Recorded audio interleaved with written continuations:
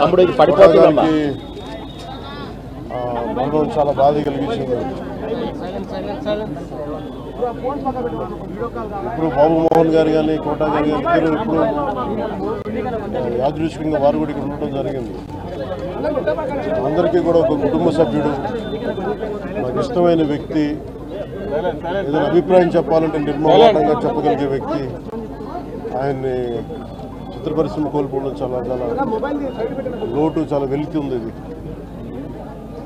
Last మేము authority దారేది act చేసేటప్పుడు కూడా ఆయన నాకు ప్రత్యేకించి ఒకటే చెప్పారు, మీరు ఇబ్బంది పడుతున్నారంటే నేను చనిపోయేవరకు యాక్టింగ్ చేయాలనుకుంటున్నాను. అక్కడమ్మా ఇక్కడ నా మొట్టమొదటి సినిమా అక్కడమ్మా ఇక్కడ అబ్బాయి నుంచి అథారిటీ దారేది వరకు నాకు ఆయనతో మంచి అనుబంధం ఉంది. ఇప్పుడు 10 మంది బాగుని ఆకాంక్షించేవాళ్ళు. ఆయన ప్రత్యేకించి నేను అడిగాను, మీరు ఇంత ఈ వయసులో ఇబ్బంది పడలేదు. లేదు, నా కష్టాలను అధిగమించడానికి నాకు నటనే నాకు మరుపుది నాకు అని చాలా ఇదిగా చెప్పారు. నాకు బాగా కదిలించేస్తుంది.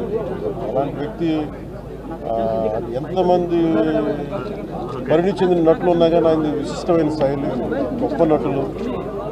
ముఖ్యంగా బాబు మోహన్ గారు, ఆయన కాంబినేషన్ మటుకు మేమందరం విపరీతంగా ఎంజాయ్ చేసేవాళ్ళం. అలాంటి వ్యక్తి ఈరోజు మేము కోల్పోవడం నిజంగా చాలా బాధ కలిగించింది. మనస్ఫూర్తిగా వారి కుటుంబ సభ్యులకి